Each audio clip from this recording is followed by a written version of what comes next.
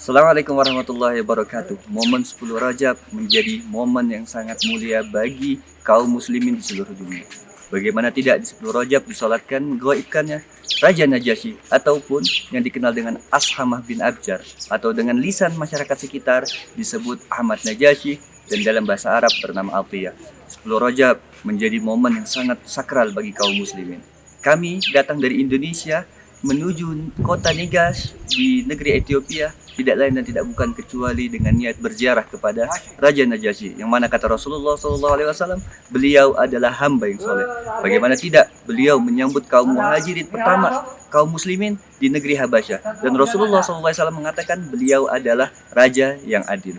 Oleh karena itu, kami sendiri merasakan di negeri ini sangat nyaman, sangat aman, sangat damai, sangat tentram dengan berkat Raja Najasyi. Bagaimana tidak juga, Raja Najasyi sangat khidmat kepada Rasulullah SAW walaupun beliau tidak pernah bertemu secara fisik dengan Rasulullah SAW semasa hidupnya. Bayangkan, beliau pernah mengirim satu buah pakaian kepada Rasulullah SAW, mengirim 5 bighal atau tunggangan untuk Rasulullah SAW. Bahkan beliau sendiri yang memberikan mahar kepada Ummul Habibah, Ummul Mukminin sebagai mahar sebanyak 400 dinar. Masya Allah. Oleh karena itu, wafat kita kepada Raja Najasyi, bentuk kesetiaan kita kepada Raja Najasyi, maka Syekh Awan Al-Qurtubi hafizahullah ta'ala membuat setiap 10 Rajab, setiap tahun hijriahnya kita mengadakan ziarah kubro, yang mana di dalam ziarah, di dalamnya terdapat azkar, terdapat majelis sholawat, terdapat muktamar ilmi. Dan tahun ini menjadi momen musim ziarah yang kedua. Insya Allah tahun ke depan kita akan ketemu di musim yang ketiga. Bismillah ta'ala. Saya dari Indonesia, Ilham. Insya Allah kita bertemu di tahun ke depan. Assalamualaikum warahmatullahi wabarakatuh. የተባረከ ቦታ የሰይዱና ነጃሺ ረዲየላሁ ዐንሁ አርዳ የሳቸው ضريح ያለበት ነው። እንግዲህ እንደምታዩት ይሄ ትልቁ የሰይዱና ነጃሺ እና የ12 ሱሐቦችን ضريح የያዘ ነው። ከዛ በዘለለ ደግሞ የተወሰኑ ደግሞ 3 ሱሐቦች ደግሞ ወጣ ብለው ያው እዚሁ ግቢው ላይ ይገኛሉ። ይሄ ፊት ለፊታችን ደግሞ አዲ ኢብኑ ነድላ ይሄ የሳቸው ነው። እንግዲህ አዲ ኢብኑ ነድላ ማለት የመጀመሪያ በእስልምና ላይ ውርስ ህጉ በተቀመጠው የሸሪዓ ድንጋጌ የመጀመሪያው ልጃቸውን ያስወረሱ እሳቸው ናቸው። በእሳቸው ሞት ነው እንግዲህ ውርስ የመጣው አዲ ኢብኑ ነድላ። እንደዚሁም ደግሞ ሌላ 2 ሱሐቦች ደግሞ ከጎናቸው ይገኛሉ። እንደ አጠቃላይ ደግሞ ያው እዚህ ውስጥ ደግሞ 12 ሱሐቦች ከሰይዱና ነጃሺ ጋር ይገኛሉ። እንደዚሁም ደግሞ ሼክ አብዱራህማን አልጀበርቲ በሳቱ ያሉ ትልቅ ወልይ የነበሩና በጣም ባለ ታሪክ ናቸው። እንግዲህ የአካባቢው አባቶችና ነዋሪዎች እንደሚናገሩት ሼክ አብዱራህማን አልጀበርቲ በሰዓቱ ብዙ ድንቅ ነገራቶችን አስገኝተዋል። በሰዓቱ አንቱ የሚባሉ የሀገሩ ቁጥብ የነበሩ የሀገሩ ተጠሪም የነበሩ ናቸውና እኚህ የእሳቸው ضريح ነው። እንደዚሁም ደግሞ ወደዛ ደግሞ መግቢያው ላይ የሼክ ዑመር አብራር የሼክ አባዲር ሀረር ላይ እንግዲህ ضريحቸው የሚገኙ ታላቅ ሼክ 10ኛ ወይ 11ኛ የልጅ ልጅ የሚሆኑ የዘር ሐረጋቸው በሳቸው የተመዘዘ እዚህ የሰይድ አባዲርን ዘር በሳቸው በኩል የመጣውን ያስፋፉ ናቸው። ያው ሰይድ አባዲር እንግዲህ ብዙ ታሪኮች አሉ። ከሼኾቻችን እንደሰማነው እኩሎቹ ወደ ሰይዱና አቡበከር ይመልሳቸዋል፣ እኩሎቹ ደግሞ ወደ ሰይዱና ሐሰን ሁሴን ያው ወደ አሊ ይመልሷቸዋል። ለማንኛውም የሳቸው ዘር የሆኑ ሼክ ዑመር አብራር ልክ ነጃሺ ضريحቸው ሲገባ በሁለቱም በኩል ሳይዶች ላይ ተስሊም አለ። እንግዲህ ሰው እንዴት ዚያራ ማድረግ እንዳለበት፣ ዚያራ ሲያደርግ ደግሞ እንዴት ነው ማሰላመት ያለበት የሚለውን አሰላሙ አለይከ እያሉ እንግዲህ ያው ተስሊም አዘጋጅተዋል። ተስሊም ያዘጋጁት እሳቸው ናቸው። ከውልደታቸው እስከ ህልፈታቸው ድረስ ነጃሺ ከመወለዳቸውን በፊት የነበረውን ታሪክ፣ ከተወለዱ በኋላም ደግሞ እንዴት ለዚህ ደረጃ እንደደረሱ እያንዳንዱን ታሪክ እንግዲህ አስቀምጠውልናል። በተለይ ደግሞ በትግርኛ ቋንቋ ብዙ ጽፈዋል። ቦታው በጣም ሊጎበኝ የሚቻል እንደዚሁም ደግሞ በተለይ አሁን ቱርክ ካደሰው በኋላ የቱርክ እድሳት እንትን ካለ መጀመሪያ ትንሽ አስቸጋሪ ሂደቶች ነበሩ። አሁን ግን አልহামዱሊላህ ከውበትም አንፃር ከምቾትም አንፃር ከውሃ ጀምሮ ከመጸዳጃ ጀምሮ እስከ ማረፊያ ድረስ ሁሉ ነገር የተመቻቸለትና ሌላ ቦታን የማያስመኝ ትልቅ ቦታ ስለሆነ ሙስሊሙ እንዳጠቃላይ ያው ታሪኩ ነው። ነጃሺ እንደ እስልምና ለዓለም ነው። በተለይ ደግሞ እንደ ማንነት ደግሞ ለኛ ለኢትዮጵያ የተሰጡ ታላቅ ሰው ስለሆኑ እሳቸውንም ደግሞ 15 ሰሃቦችን ማግኘት ደግሞ ቀላል አይደለም። እነሱን ሁሉ ዘይሮ እንግዲህ ያው ከቦታው መጠቀም እያንዳንዱ እንግዲህ ይሄ ቦታ እንዲዘይር የዚህን ቦታ ታላቅነት እንዲያውቅ የማስተዋወቅ ኃላፊነት ይኖርብናል የሚል ነው ኢንሻአላህ። ይሄን ይመስላል እንግዲህ ሁላችሁም መታችሁ እንድትጎበኙ እኛ ያንጀነውንም እናንተ እንድታዩ በየአመቱ ደግሞ ያው የረጀብም የራሱ ዚያራ አለው። ዋናው ደግሞ የአካባቢውና የአገሩ የለመደው ደግሞ የአሹራ ዚያራ ነው። ሁለቱም ላይ ኢንሻአላህ ተካፍላችሁ ከቦታው በረከት እንድትቋደሱ የሚል መልእክት አስተላልፋለሁ። ሰላም አለይኩም ወራህመቱላሂ ወበረካቱ። بسم الله الرحمن الرحيم. السلام عليكم ورحمة الله تعالى وبركاته.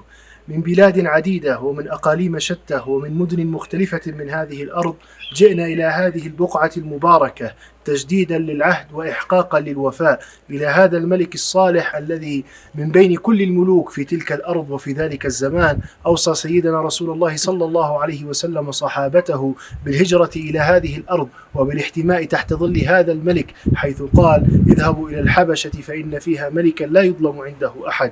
ثم قال عند انتقاله إلى جوار ربه رحمه الله تعالى ورضي عنه: قوموا فصلوا على صاحبكم، فهو صاحبنا بإذن الله تعالى وقد ثبت إسلامه.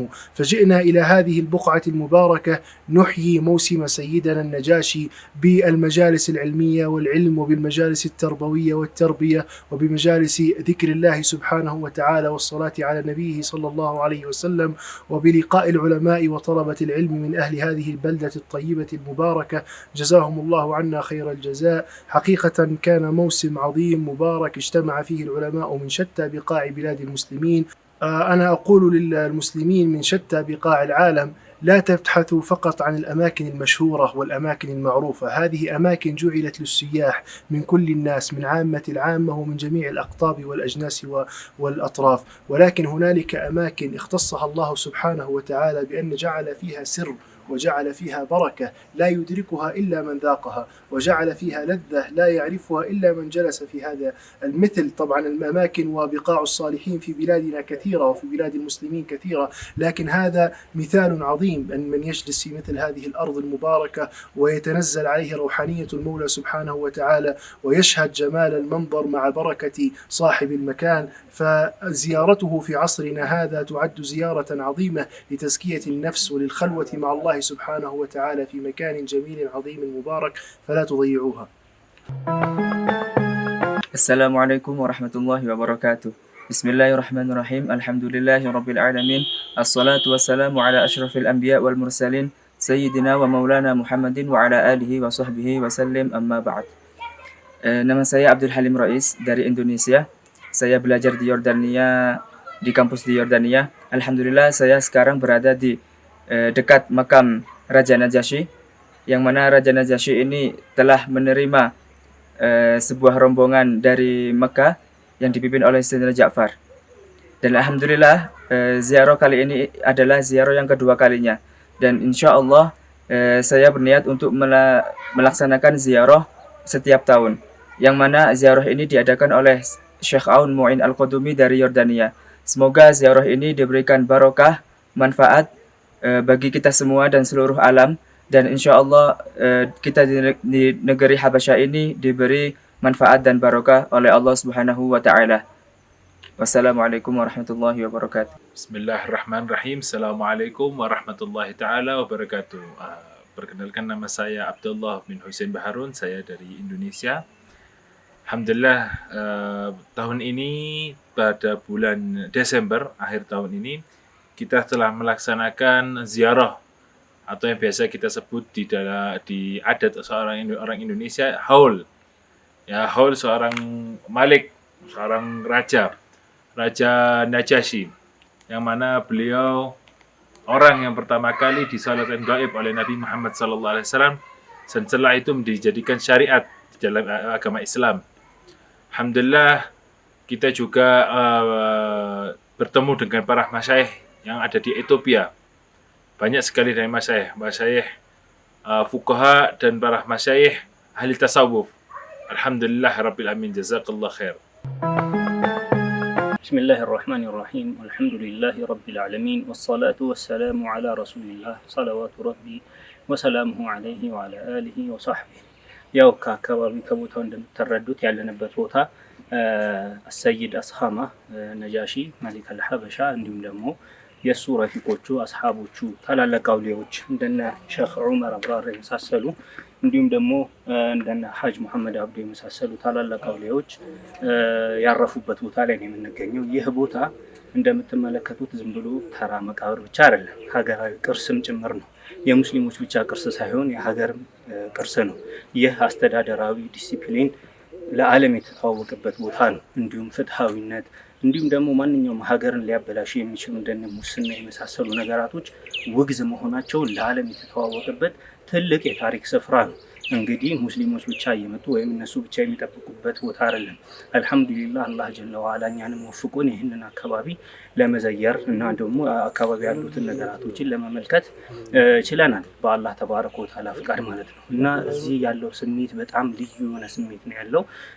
ራሳችንን ወደ 1400 ዓመት መልሰን እንድናይ ነገራቶች ሁሉን ወደዛ መልሰን አይተን እንድናስታውስ ሰሃቦች እዚህ መጥተው እንዴት ዲኑን ወደሚቀጥለው ትውልድ ለማስተላለፍ ዲኑን ለመጠበቅ ምን ያህል መስዋዕትነትን እንደከፈሉ ቦታው ራሱ ይናገራል፣ ያሳየናል። እና እዚህ አካባቢ ላይ ያሉ ሙስሊሞች በጠቅላላ በዛው ሀለት ምንም መስመሩን ያለቀቀ አይነት አካሄድ ነው እየሄዱ ያሉት።